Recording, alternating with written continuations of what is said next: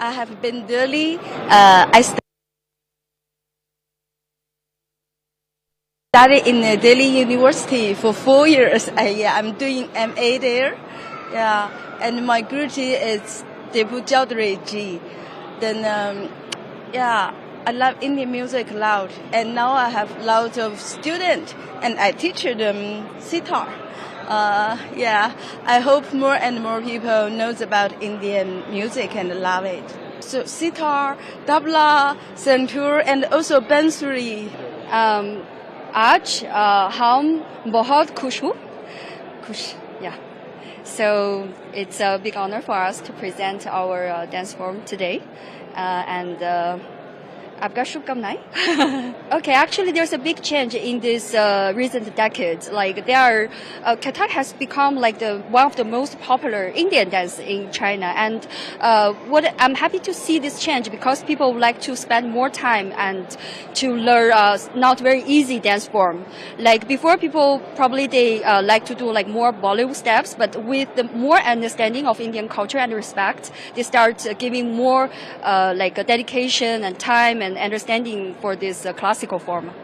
आज हम बहुत खुश हूँ खुश yeah so it's a big honor for us to present our dance form today and आपका शुभ अब आपको समझाते हैं एससीओ समिट जरूरी क्यों है। आतंकवाद से लड़ने के लिए सदस्य देश मिलकर सुरक्षा रणनीति बनाते हैं। पड़ोसी देशों से रिश्ते मजबूत होते हैं, देशों के बीच आर्थिक संबंध मजबूत होते हैं, विवादों को बातचीत से सुलझाने के लिए जरूरी है, विभिन्न मुद्दों पर खुलकर चर्चा होती है, सांस्कृतिक और शैक्षिक आदान प्रदान होता है, ऊर्जा और तकनीक में सहयोग होता है।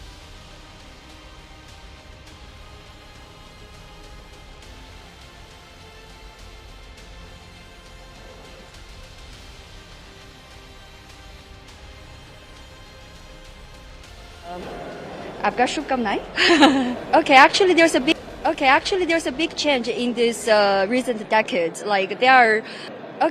There's a big change in this recent decades. Kathak has become like one of the most popular Indian dance in China, and what I'm happy to see this change because people would like to spend more time and to learn not very easy dance form.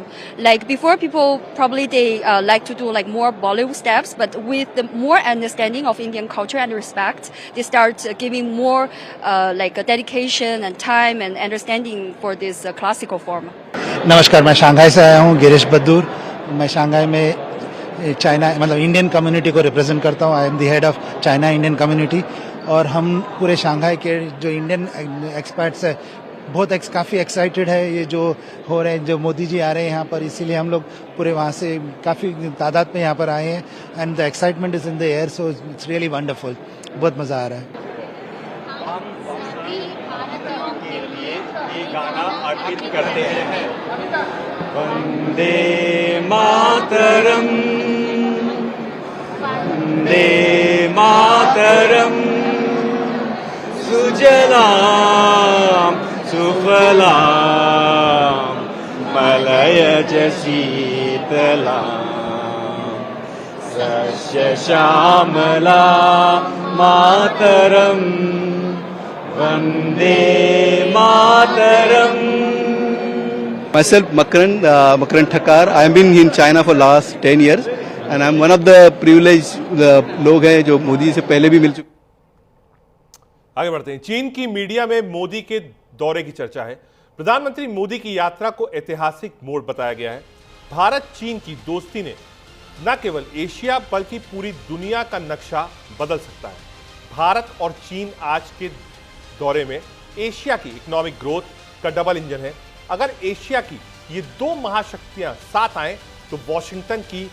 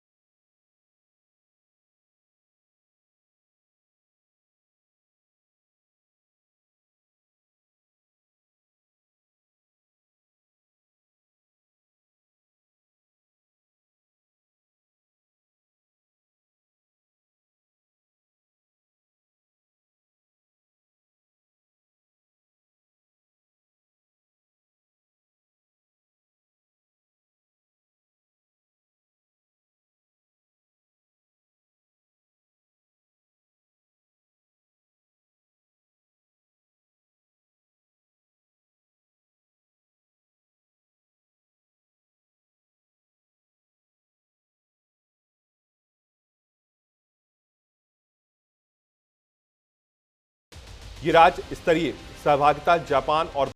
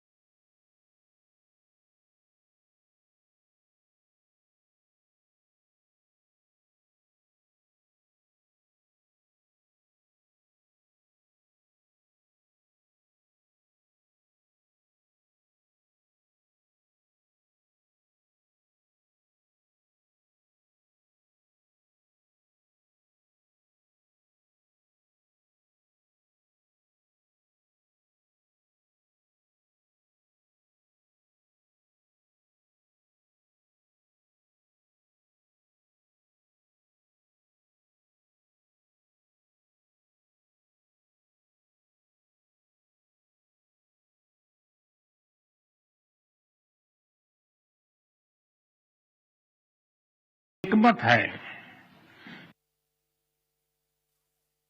कि विश्व की दो बड़ी अर्थव्यवस्थाओं और जीवंत लोकतंत्रों के रूप में हमारी साझेदारी केवल दोनों देशों के लिए ही नहीं बल्कि वैश्विक शांति और स्थिरता के लिए भी अत्यंत महत्वपूर्ण है। Strong democracies are natural partners in shaping a better world. Friends, आज हमने अपने special strategic and global partnership में एक नए और सुनहरे अध्याय की मजबूत नींव रखी है। हमने अगले दशक के लिए एक रोड मैप बनाया है। हमारे विजन के केंद्र में investment, innovation, economic security, environment, technology, health, mobility, people to people exchanges and state prefecture partnership, ये प्रमुख बातें हैं। हम दोनों एकमत है कि विश्व की दो बड़ी अर्थव्यवस्थाओं और जीवंत लोकतंत्रों के रूप में मानते हैं कि जापानी technology and Indian talent are a winning combination. जहां हम हाई स्पीड रेल पर काम कर रहे हैं, वहीं नेक्स्ट जनरेशन मोबिलिटी पार्टनरशिप के अंतर्गत पोर्ट्स, एविएशन और शिप बिल्डिंग जैसे क्षेत्रों में भी तेजी से प्रगति करेंगे। चंद्रयान 5 मिशन में सहयोग के लिए इसरो और जाक्सा में बनी सहमति का हम स्वागत करते हैं। हमारी सक्रिय भागीदारी पृथ्वी की सीमाओं को पार कर अंतरिक्ष में भी मानवता की प्रगति का प्रतीक बनेगी।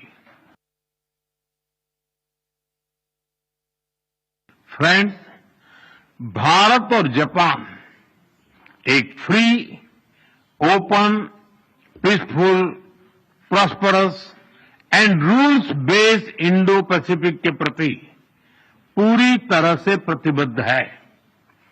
आतंकवाद और साइबर सिक्योरिटी को लेकर हमारी चिंताएं समान है। डिफेंस और मैरीटाइम सिक्योरिटी से हमारे साझे हित जुड़े हुए हैं। हमने निर्णय किया है कि डिफेंस इंडस्ट्री और इनोवेशन के क्षेत्र में आपसी सहयोग को और सशक्त किया जाएगा। फ्रेंड्स, पीएम मोदी की बुलेट यात्रा, जापान की बुलेट ट्रेन से सफर किया है। टोक्यो से सेंदाई तक का सफर हुआ है। 370 किलोमीटर की दूरी महज 1 घंटे 33 मिनट में तय करी गई है। ऑपरेशन सिंदूर पर मोदी को मिला है जापान का साथ। जापान ने संयुक्त घोषणा पत्र में कहा, पहलगांव टेरर अटैक की निंदा करते हैं। पहलगांव के पीड़ित परिवारों के प्रति संवेदना, आतंकियों के सुरक्षित ठिकानों को नष्ट करना जरूरी था। मिशन चंद्रयान 5 भारत जापान की चांद वाली उड़ान है। जापान के H3 रॉकेट से लॉन्च होगा चंद्रयान 5 मिशन। दोनों देश मिलकर करेंगे चांद के दक्षिणी ध्रुव की स्टडी। जाक्सा का रोवर और इसरो का लैंडर होगा शामिल। भारत और जापान रिश्तों का नया मुकाम। 10 साल में जापान 10 ट्रिलियन येन यानी 6 लाख करोड़ निवेश करेगा। इसरो और जाक्सा मिलकर चांद की दक्षिणी ध्रुव की स्टडी करेंगे। डिफेंस टेक्निक शेयर, हथियारों का ज्वाइंट प्रोडक्शन पर भी जोर दिया जाएगा। जापान की बुलेट ट्रेन के बारे में बताएं आपको। शिनकानसेन E3 सीरीज है। शुरुआत 1997 में हुई। नाम mini Shinkansen. Top speed 275 kilometre प्रति घंटे की है। यात्री 350। खासियत automatic train control, earthquake detection system. Coach 253 metre लंबी ट्रेन है। 6 या 7 कोच होते हैं। E3 का इस्तेमाल पहाड़ी इलाकों में हो रहा है। शिनकानसेन E5 सीरीज शुरुआत 2011 से हुई। नाम है हायाबुसा। टॉप स्पीड 320 किलोमीटर प्रति घंटा। यात्री 731। खासियत फर्स्ट क्लास कोचों में वाईफाई और शोर नहीं है। कोच 253 मीटर लंबे हैं। E5 का इस्तेमाल हाई स्पीड मुख्य लाइनों पर हो रहा है। शिनकानसेन E10 सीरीज की अगर आप बात करें तो शुरुआत 2030 से होगी। ट्रैक पर उतरेगी। नाम है अल्फा एक्स। मॉडल है। टॉप स्पीड है 400 किलोमीटर प्रति घंटा। यात्री 700 प्लस जा सकते हैं। एयरप्लेन जैसी सीटें, हर सीट पर चार्जिंग पॉइंट, वाईफाई, खाने पीने की सुविधा, शोर रहित है। यात्रा सबसे उन्नत हो। भूकंप का कोई असर इस पर नहीं पड़ेगा। कोच जो है वो 253 मीटर लंबा है। 10 कोचेस हैं। E10 पायलट है। ऑटोमेटिक मोड में चलती है ये ट्रेन। भारत में 6 साल की देरी से चलेगी बुलेट ट्रेन। 2014 प्रधानमंत्री मोदी और जापान के पीएम शिंजो आबे के बीच समझौते की नींव रखी गई थी। 2015 हाई स्पीड रेल कॉरिडोर के लिए MOU साइन हुआ था। साल 2023 की डेडलाइन तय हुई थी।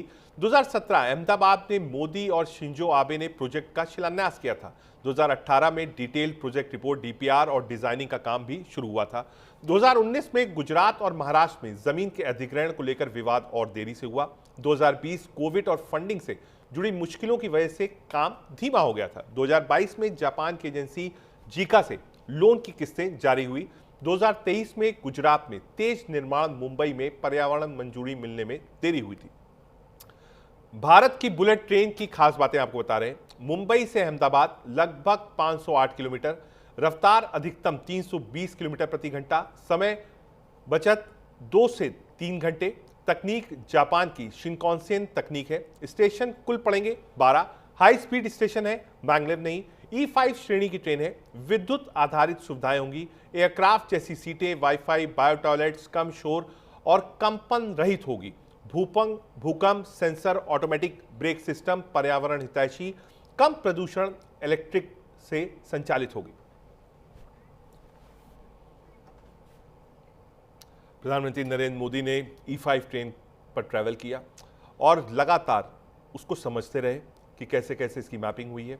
वो दृश्य भी वहाँ से सामने आए थे। दरअसल प्रधानमंत्री एक व्यू लेना चाहते थे, किस हिसाब से मेंटेनेंस होती है, क्या कुछ इन्वॉल्व है, लेटेस्ट टेक्नोलॉजी क्या है, लेटेस्ट इंजीनियरिंग क्या है। उन सब चीज़ों को प्रधानमंत्री ने ट्रैवल कर सीखा और इंतज़ार है कि जल्द अहमदाबाद से मुंबई की भी ट्रेन, बुलेट ट्रेन भारत में दौड़ेगी। आगे बढ़ते हैं।